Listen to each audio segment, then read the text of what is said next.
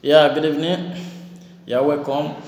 If not today, na first time where they watch my video, please try to subscribe so that anytime where I share video, where I share something, you will be the first person to see am. Maybe any kind of things we need. Even though say this news so say you no solve your own problem, maybe the next one will solve your own problem now. Babe. Without wasting time, no go straight and talk wetin make me come here because our news today, all of them wey I carry come, all of them dey very very important in your life. And if you know them, your friend is still dey very very important. As I hear the news now, make I say my carry am come immediately. Okay, may we go straight to the point without may we no waste time. E get one organization wey dey call UNHCR, which that word that means the United Nations High Commission. They don't come out. They don't see the way matter they read. Even now then they cry for black. Now then they cry for us. No be saying our people now they cry for us now. The matter as I just hear it they shake me. It just they shake me. Just they do. Now like this I just they shake. Wallahi. Now Oyibo, now even they shake like this. Say no be we, our leaders now they shake like this. I hear this matter, it shake me. They don't come out. What did they talk? They say the way Libya did they kill people, say too much. You know, say they build the detention center for Libya. But they say the way Libya did they do people, the way they did they kidnap people, the way they did they beat people, the way they did they butcher people for that place, say they don't understand. They say they don't understand, say people life no dey secure for that place. This organization, may God bless them. Now they come out, they can go carry people where they for inside that place. They go carry 128 people come out for inside the Libya. Can go put them for country they call Niger. Niger for we English, but the way that they call them for there. Niger, which is Niger. They come pack people come up for liver, come go put them for Niger. Wallahi, here, I even surprised as I hear this news. I see, na so Oyibo too love us. This one no be small matter. Na so Oyibo too love us. They can't love the love wey they get for us. They love too much. Wallahi.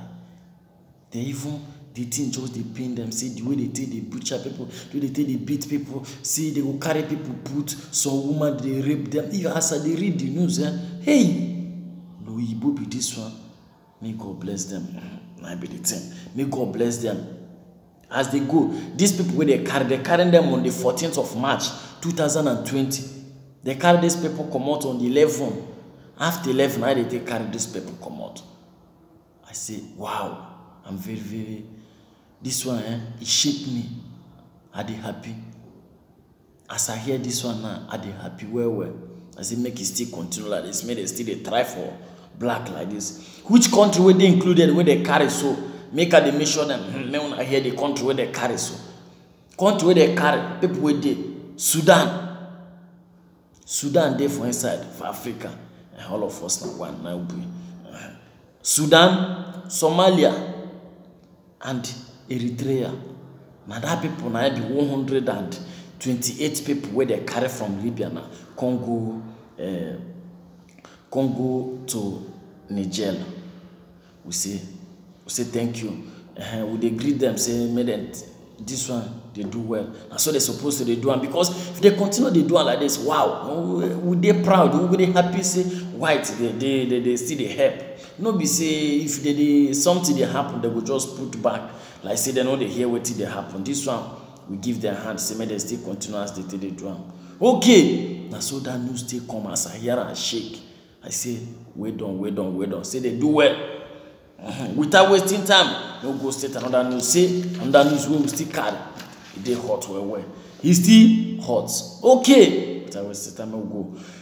Another news we will carry come. Kasala don boss for Libya. Wetin happen? Wallahi, as I hear this one, it shake me. Happiness dey one side. I still the reason on one side. Wow, we say thank you to Malta.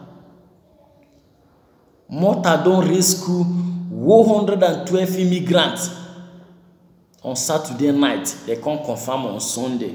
They don rescue 112 immigrants na they receive. Wetin come make me I come happy well the way they take rescue them. These people they land in Malta in earlier on Sunday because now Saturday night they carry them. And which people carry them? No be saying na Malta na carry them direct. No. You get the way they take come. People will carry them. They call them sinking diang. And they call that people. Now then carry them. Congo hand them over to Malta. Malta. As I hear this news, I say, wow, these people, waiting I carry for, but now just I've been a spirit. Say God, it's too much. Because Malta no they receive immigrants again. Malta, nah, they go return them back. Which now no, say wait till they talk. Now no as they do am. As I hear this news, I shocked alive. I shake. Even my body they shake. Malta, I even happy. Say, wow, may they continue to do this one like this. May they continue to do one like that. May they accept immigrants. They even give them special protect. They even give them special one. No be say, if I say I speak English now, I go speak more than English self. Wallahi.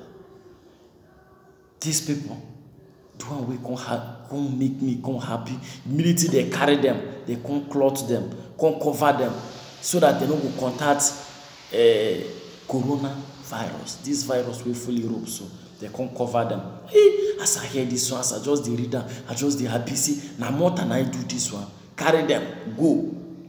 Their soldier can't do the one where can't shocktalize me. What did they do? They carry these people, can't go change them. They can't go change them, can't transfer them, can't put them for patrolling boat. Wow. I can't even. I know my mouth just they do. If you see the way my mouth just they shake, like this now, it just they dance. Wallahi. Now more than I do this one, which me and you know say more than they carry migrants. If they just see migrants, they must carry them go back. But to say we don't, may they try, may they continue to do this one, because then they still they talk say the way immigrants say they come, say they know. Because they still they complain. See as people still they come. Say immigrants say for Milan. Say for Lombardy, say people we don't come for Lombardy, say na small people. But most of them they come for them for this recent month like this. Now as they talk now, no say immigrants still they confirm. Because as they come they measure now, I can't even surprise. Because they say for Italy, say na 43 people now don't enter for inside this month for northern Italy. Wow. Now I can't even the surprise. People still they confirm. Why their place they say na 1,500 now don't confirm for Malta. People still they confirm. Because I think say this road they don't close and say people know they go again. Because sometimes I go they read the news, when they hear say people, I go think say na joke. Wallahi. Nana no say na true. I say, we don't. They do well. If they do well like this, we will still talk for here. Not be only the one where they do bad now we talk. The one where they do good, we will still tell them say, we don't. Now try more and more and still continue like that. Men that they do good like that as not do, we say we don't. Because waiting make me at the prison and be say as they come clothe them, come protect them well, so that they don't go contact the coronavirus. Come protect them, come give them cloth where they take cover themselves. They say people will do more. Now women and children, now they for inside that place. I say, wow, we don't. Say these things still they touch myself. So small pickings still them, I still pity them with their mama. That is very nice. They do nice work for them. May God bless them. So without wasting time, we will go straight another news. Say time no day. Time no they wait for somebody. Now will they go far? Where will they go now? Where did they go? Netherlands. Whole land. Now will they go now? Waiting happen. They don't cry, come out. They don't shout, say no, enough is enough. They say now, see, they don't know where. See, this is a coronavirus, so they shout for all Europe. Everybody shout corona. If you see and there, everywhere, everybody stay house. Now, we they sleep from morning till 6 o'clock in the evening. chop, wake up, chop, wake up, chop, wake up. And I be with we just dey. As this thing happen now, they say the way immigrant pack they come, they no know. E be like say the first they wait say make this coronavirus just come. Say they no know. Say whether the first they wait, them they no know. But as people pack they come now, their justice, which is Minister Fred Grapasus, if I know me sure I well, man, I know verse. As I take go school reach na make but I know say I'm sure. Okay, it don't come out. What did they talk now? They say for now, from 16th of March 2020, they go suspend anything document, anything interview. If you be anywhere where you dey, please try me share this video so that our brother will want to go Holland. You know, say now they rain now for there people they work out, they go now, people they go there well. I beg, if you know say they go Holland now, which is Netherlands, please try make you no go. Because they don't suspend now. They say they're not going to give anybody interview. They're not going to allow anybody. Say the way people take pack come now. Say they need to protect for the coronavirus. Say they don't know who carry. And wait till they talk now. No as the law take go now.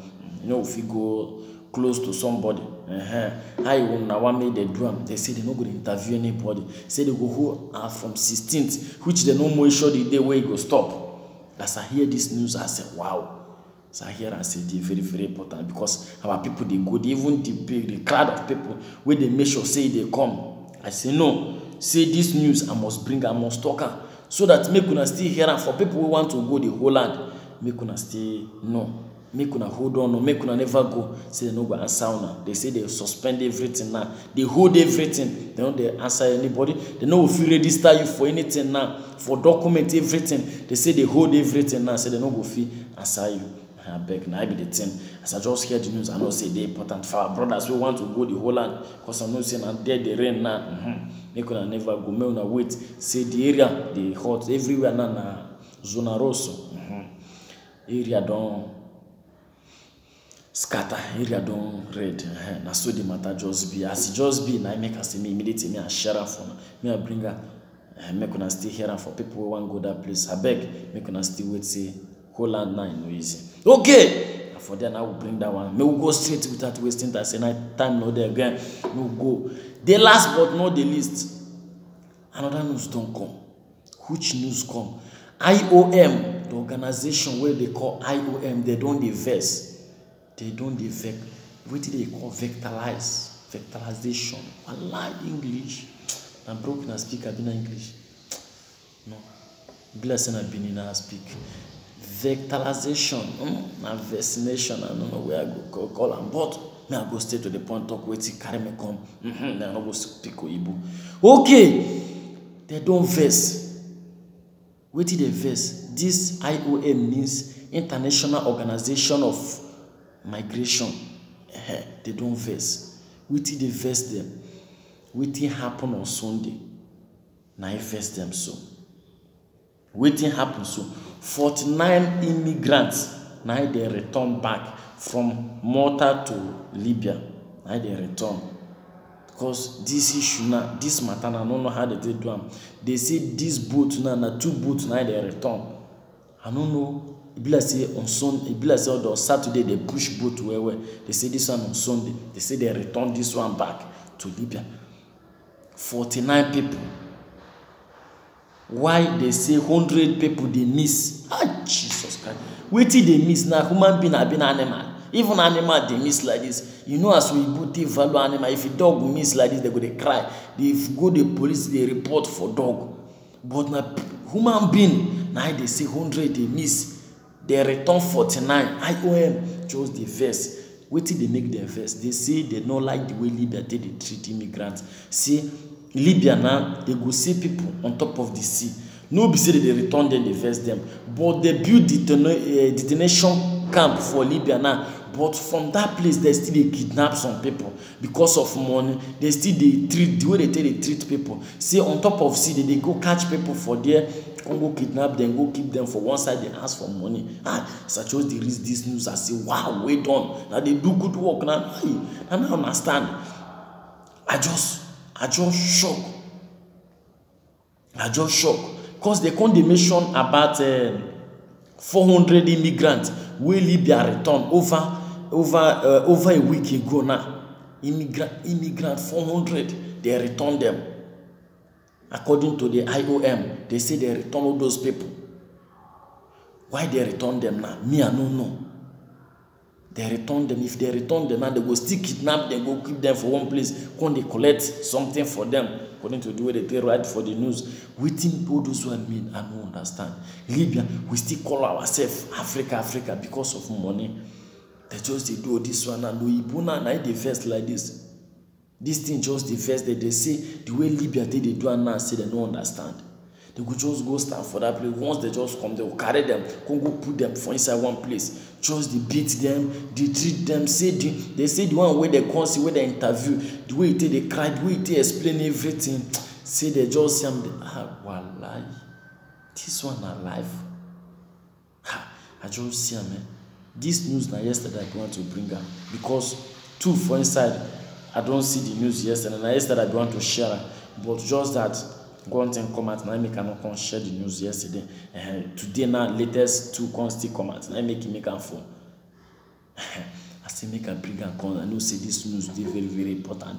This thing so why Libya Coast Guard I beg now they beg now. See if na know say this work now.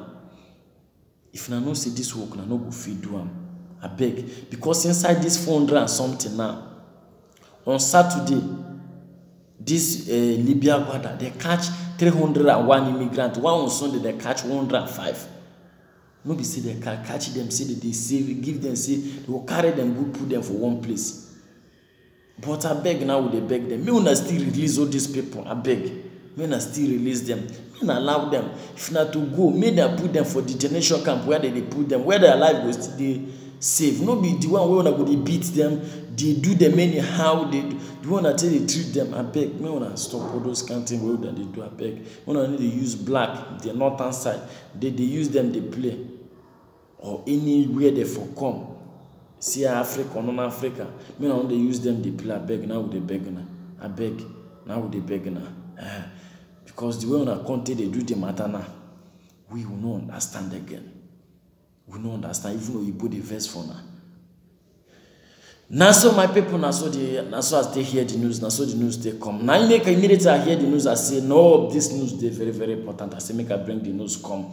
Make I come stay share them for now. Now so the news, now so they bring up for today. Say see you again, ending of the see you weekend. Now this news they come immediately as I can share for now. Thank you very much as you watch my video. You always they follow me, they watch my video, even though say you're online on my YouTube or Facebook, you still they join me. Thank you very much. I really appreciate. Say may God bless you for me. Okay, see you again next week. Now for here we bring on to the end for today. Thank you very much and happy new week. And send my regards to all your people. Okay, thank you very much and good night and bye.